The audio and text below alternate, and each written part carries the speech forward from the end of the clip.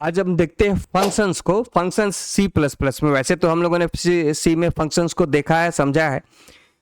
तो अब C plus plus में फंक्शंस का रूप क्या है, किस तरह से यूज किया जा सकता है फंक्शन को। ऑलमोस्ट बेसिक कंसेप्ट जो हमारा फंक्शंस का होता है वो तो वही है जो सी में है।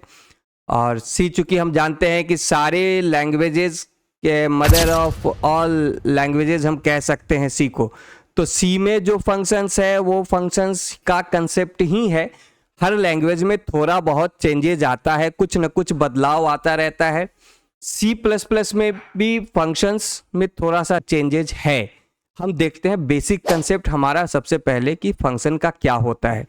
तो बेसिकली फंक्शंस क्या होता है, सेपरेट ब्लॉक ऑफ कोड है जो प्रोग्राम को स्मॉल मॉड्यूल्स में डिवाइड करने का काम करता है। और ये तभी एग्जीक्यूट होता है जब इसको कॉल किया जाता है। और इसको यूज करने से रीयूज करने का फीचर भी हम लोगों को प्रोग्राम में मिलता है। हम बार बार यूज कर सकते हैं किसी पर्टिकुलर कोड को। इससे हमारे प्रोग्राम का परफॉर्मेंस भी अपग्रेड करता है। तो फंक्शन जब हम डिफाइन करते हैं तो फंक्शन में 4 पार्ट होते हैं। एक तो इसका रिटर्न टाइप होता है, एक नेम ऑफ द फंक्शन होगा और पैरामीटर होगा, और चौथा इसका बॉडी होगा जिसमें हम वो कोड लिखेंगे जिसके लिए हम फंक्शन बनाते हैं। तो ये हमारा बेसिक कंसेप्ट है जो फंक्शन का सी में हम लोग देख चुके हैं। जैसे यहाँ पे सो नाम का एक फंक्शन यहाँ डिक्लेयर किया गया, डिक्लेरेशन दिया गया, फंक्शन का रिटर्न टाइप है void, नेम है सो और पैरामीटर अभी इसका कुछ भी नहीं है। यहाँ पे फंक्शन को डिफाइन किया गया है और ये कॉलिंग किया जा रहा है। तो जब तक फंक्शन कॉल नहीं होगा फंक्शन में लिखा हुआ कोड एग्जीक्यूट नहीं करता है। तो जैसे ही मेन में हम लोग इसको कॉल कर रहे हैं ये फंक्शन एग्जीक्यूट हो गया। तो ये हमारा फंक्शन है, सी का कंसेप्ट है यहाँ पे, बेसिक कंसेप्ट सी का। तो फंक्शन तो बनेगा तो यही कंसेप्ट, ये जो बेसिक रूल है, जो बेसिक कंसेप्ट है फंक्शंस का, वो तो अब हर जगह वही चलेगा। लेकिन सी प्लस प्लस में कुछ एडिशंस किया गया फंक्शंस के साथ। तो सी प्लस प्लस में जब फंक्शन बनाएंगे तो एक हम ग्लोबल फंक्शन बनाएंगे जो अभी हम लोगों ने देखा सी की तरह से ही यहाँ पे हम ग्लोबल फंक्शंस डिफाइन करेंगे।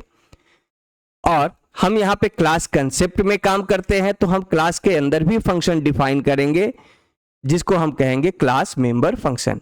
उसके बाद हम इनलाइन फंक्शन देखेंगे, फ्रेंड फंक्शन को देखेंगे, ओवरलोडेड फंक्शन को देखेंगे, वर्चुअल या प्योर वर्चुअल फंक्शंस को देखेंगे। तो ये 6 फॉर्म्स में, या हम कह सकते हैं 6 फ्लेवर्स में हमारे सी प्लस प्लस में अब फंक्शंस आएगा।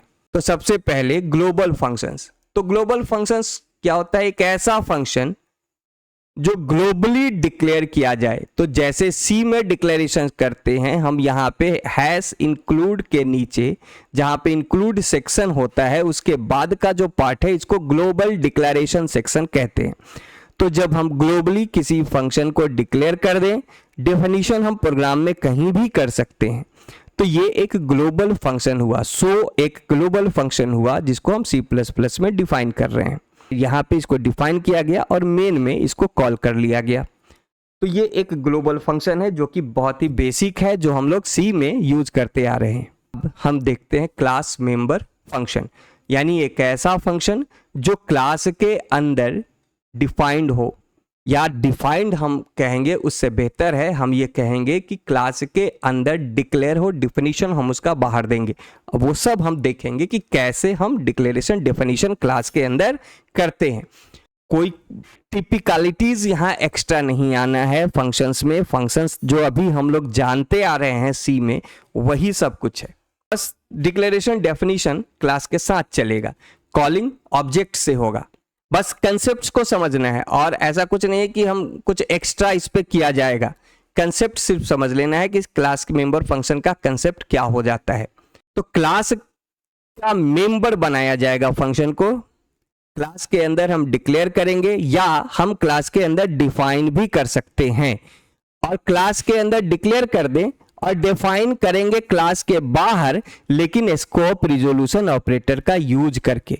तो जो क्लास का फंक्शन है, क्लास का मेंबर फंक्शन है, डिक्लेरेशन क्लास के अंदर होगा। जैसे हम क्लास डिफाइन करेंगे और हम क्लास डिफाइन किए, बना रहे हैं क्लास, कुछ भी नाम दिए क्लास का, और यहाँ पे हम क्लास को डिक्लेयर कर क्लास के अंदर फंक्शन को डिक्लेयर कर दिए void show। तो ये डिक्लेयर हुआ क्लास के अंदर। अब इसको डिफाइन हम करेंगे क्लास के बाहर। तो अगर हम क्लास के बाहर show को लिख दें इस तरीके से, तो ये जो फंक्शन बन गया क्लास के बाहर जो लिखा गया show फंक्शन, दिस इज, कुछ भी मैसेज लिखते हैं, तो ये जो फंक्शन बना, अब ये एक अलग फंक्शन मान लिया जाएगा कंपाइलर के द्वारा, क्योंकि हम यहां कुछ भी रेफरेंस नहीं दिखा रहे हैं कि ये वही फंक्शन है जो क्लास में डिक्लेयर किया गया है।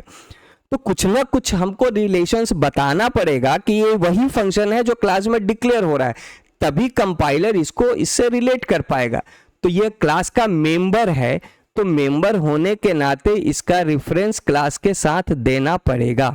तो हम क्लास का नाम लिखेंगे, 2 बार इसको कोलोन देंगे, जिसको हम कहते हैं स्कोप रिजोल्यूशन, यानी ये स्कोप को रिजोल्यूट कर रहा है, ये बता रहा है कि ये क्लास का मेंबर है सो। तो अब ये क्या हुआ, ये जो शो हो गया ये वही वाला शो है जो क्लास में डिक्लेयर हो रहा है।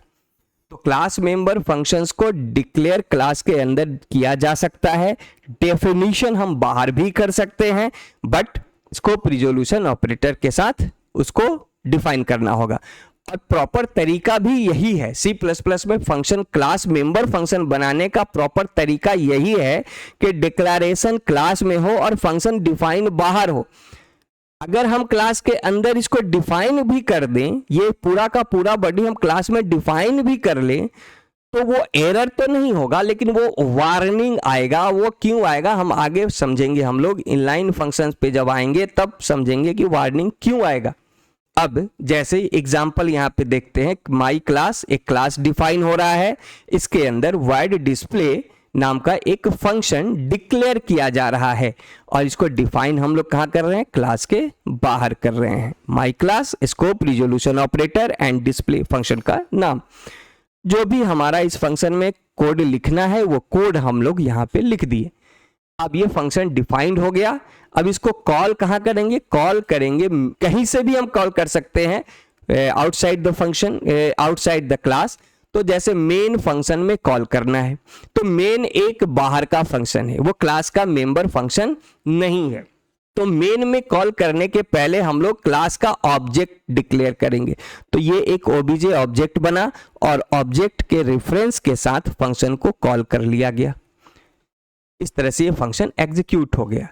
अब ऑब्जेक्ट का रेफरेंस क्यों देना पड़ेगा, क्योंकि जो फंक्शन या कोई भी क्लास का मेंबर जो डिक्लेयर हो रहा है क्लास के अंदर एज अ मेंबर, जो भी चीज डिक्लेयर है, वेरिएबल हो चाहे फंक्शन हो, उसका मेमोरी क्लास की मेमोरी में ही अब बनेगा। तो ओबीजे का जब हम ऑब्जेक्ट बनाएंगे, माई क्लास क्लास का ऑब्जेक्ट जब बनाएंगे, तो यहाँ पे हम लोग नाम दिए हैं ओबीजे, हम कुछ भी ले सकते हैं, ये वेरिएबल है, तो यहाँ पे ओबीजे नाम दिए, तो ओबीजे का एक मेमोरी बना। ये जैसे सपोज यहाँ दिख रहा है एक मेमोरी बन रहा है। अब इस मेमोरी में ही इस डिस्प्ले का मेमोरी बनेगा। तो ये जो है मेमोरी, ये फंक्शन का मेमोरी बना, ये कहाँ बन रहा है, ओबीजे के अंदर बन रहा है। तो इसको अगर डायरेक्ट कॉल करेंगे बिना रेफरेंस के तो ये एरर होगा, क्योंकि ये कहाँ पे है, ओबीजे के अंदर है। तो ओबीजे का रेफरेंस देकर के इसको कॉल करना पड़ेगा। तो अगर कोई दिल्ली में रहता है, कनॉट प्लेस पे उसका घर है, तो उसको बताना पड़ेगा, किसी भी आउटसाइड दिल्ली जब किसी को एड्रेस देगा तो बोलेगा कि दिल्ली में कनॉट प्लेस में घर है, तो रेफरेंस उसका देना होगा जहाँ पे वो चीज़ है। तो अब ये ओबीजे के अंदर डिस्प्ले है, तो डिस्प्ले का रेफरेंस हम लोगों को यहाँ पे देना पड़ेगा, तभी ये फंक्शन कॉल होगा। तो ऑब्जेक्ट हम बनाते हैं जिससे क्लास का मेमोरी बनता है, और उस मेमोरी में क्लास के सारे मेंबर्स के लिए मेमोरी बनता है। तो ऑब्जेक्ट की मेमोरी में ही क्लास के मेंबर्स का मेमोरी बनेगा। तो आउटसाइड द क्लास अगर हम जाते हैं तो ऑब्जेक्ट बनाना पड़ेगा। मैं एक और एग्जांपल दिखाता हूं यहाँ पे। जैसे एक क्लास हम डिफाइन कर रहे हैं, क्लास ए, इसमें हम एक सपोज एक फंक्शन बनाते हैं void show, और एक फंक्शन बनाते हैं void sum। अब इस क्लास को यहां बंद किया गया। अब void a सम फंक्शन को डिफाइन कर रहे हैं, int x equal to 5 y equal to 10 c out sum equal to x plus y। अब हम सो फंक्शन को डिफाइन करते हैं।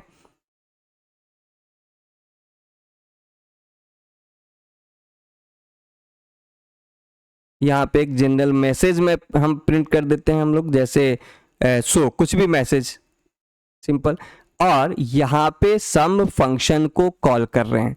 तो यहां पे हम लोगों को कोई ऑब्जेक्ट बनाने का जरूरत नहीं पड़ा। क्यों नहीं पड़ा? बिकॉज सो फंक्शन और सम फंक्शन दोनों क्लास ए का मेंबर है, तो दोनों एक ही क्लास के मेंबर हैं। तो with in the same class एक मेंबर को कॉल करने के लिए रेफरेंस का कोई जरूरत नहीं है। लेकिन अगर हम किसी बाहरी जगह पे कॉल कर रहे हैं किसी फंक्शन को, जैसे हम लोग मेन में कर रहे हैं, तो मेन में कॉल करने के लिए हम लोगों को ऑब्जेक्ट रेफरेंस देना पड़ेगा, क्योंकि मेन एक आउटर फंक्शन है। तो जैसे अगर हम यहां पे मेन में अब कॉल करना चाहें तो एटलीस्ट मेन में तो कॉल किया ही जाएगा, क्योंकि मेन को माना जाता है इंजन फंक्शन, वहीं से पूरा प्रोग्राम का एग्जीक्यूशन शुरू होता है। तो लिंक तो इंजन से जुड़ना चाहिए।